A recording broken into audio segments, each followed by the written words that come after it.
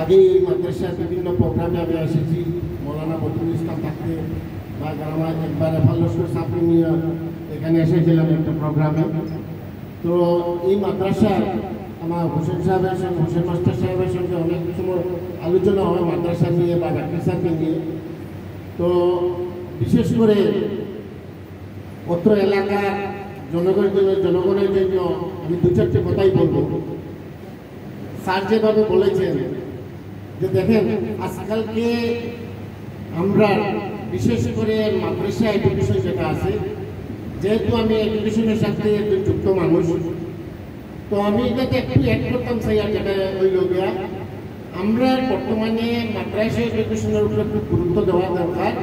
সঙ্গে just after completion of madrasa education, মাদ্রাসা শিক্ষা শেষ হওয়ার পরে তাহলে যাতে আমরা জেনারেল এডুকেশনে যাতে দিতে পারি, এটাই কিন্তু আমরা লক্ষ্য থাকা দরকার। আমি নিজে আলিগড় মুসলিম বিশ্ববিদ্যালয়ের ছাত্র।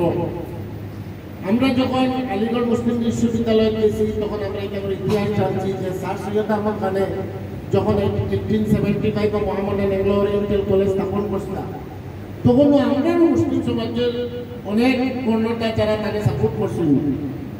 যে টাইম যেটা বুঝলা যে মুসলিম সমাজকে আঁকিয়ে যেতে হইলে মডার্ন এডুকেশনের দরকার, মাদ্রাসা এডুকেশনের সঙ্গে বিজ্ঞান ও প্রযুক্তির দিকে এগিয়ে যাইতে লাগবে।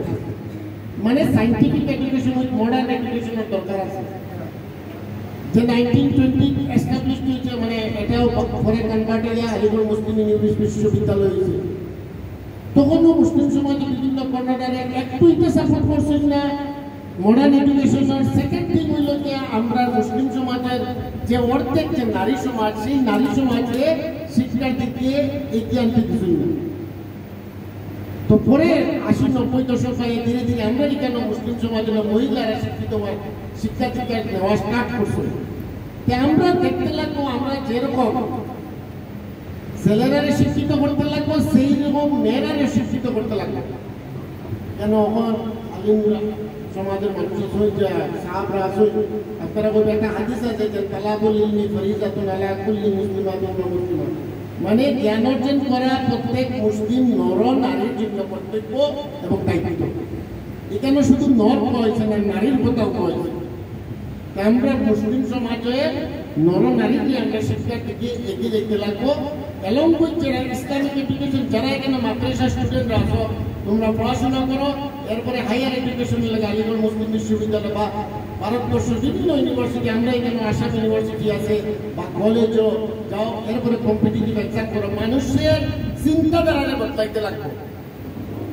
আমরা আজকে বিভক্ত। আমি বর্তমানে আল্লাহ শুকরিয়া, বর্তমানে আজকে একদিনে 2 জায়গায় তেমন পবিত্র স্থান হয়েছে। আমরা সারও আসলাম তীব্র মুকাম থেকে আইয়ার ওখান থেকে আজকে কেন আইছি, কিন্তু আমরা কেন বহুত মানুষের বিভিন্ন আইডিওলজি, বিভিন্ন চিন্তাধারা লইয়া আমরা সমাজ একদম বিভক্ত। আমরা এক আল্লাহরে মানি, আল্লাহর রসুলকে মানি, আমরা কেনও তো বিভক্ত হইতাম।